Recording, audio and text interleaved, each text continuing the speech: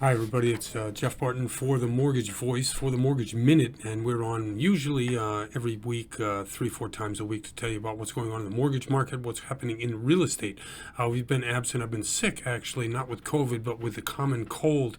It's odd that when you put that mask on, everybody thinks that you've got COVID, but actually trying to protect others is really the main thing by which we are really putting the mask on here at the office. One of the things that is affecting mortgage rates is the fear of inflation. What is inflation? Prices go up, that's inflation, especially if they haven't gone up in a certain amount of time, and it's been the Fed's job for the last 40 years since Volcker to be able to keep the inflation rate below a certain number. Fed Jerome Powell has said that he wants inflation to really rise above 2%, to really settle on 2%, but this is after months and months and maybe a average over the months. And how does that affect you? How does it affect rates? And what are we going to see in the long term? Are they going to be continuing to go up? It was 5.4% in June, and that's not a good thing. If that is, in fact, wiping out the gains that you're making at your job in terms of more money being made, i.e. your salary's going up. But we'll have to see, and there are smarter people than me who are really trying to determine what the best of it is. A couple of quotes here.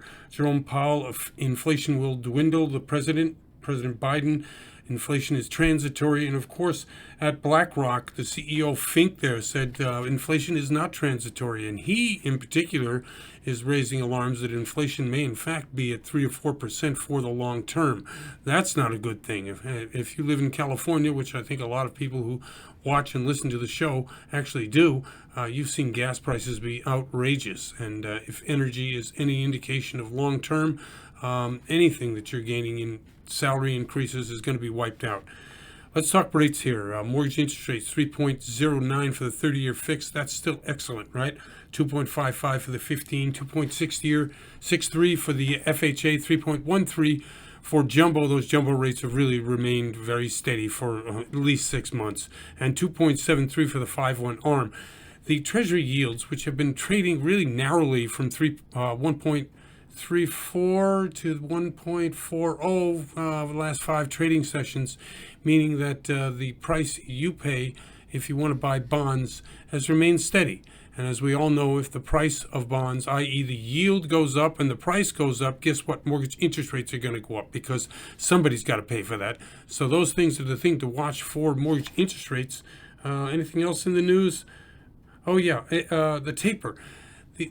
The thing about the taper itself, if we have inflation worries, the best thing or easiest thing that the Fed can do is stop purchasing mortgage-backed securities and stop purchasing treasuries. As everyone knows, it's to the tune of about $120 billion a month, $40 billion of mortgage-backed securities, and $80 billion of treasuries. And that has really kept mortgage interest rates down because the demand is not there the way it should be and the way the market would demand it either go up or down, and that affects rates.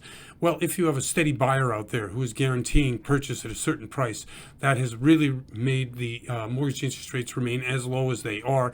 When will we see taper? Well, if we continue to see inflation at 5% and above through the second quarter, into the third quarter, into the fourth quarter, well, we certainly by the end of the year are going to see tapering happen, i.e. mortgage-backed securities and bonds, treasuries will be purchased at a much lower rate than the $120 billion a month now.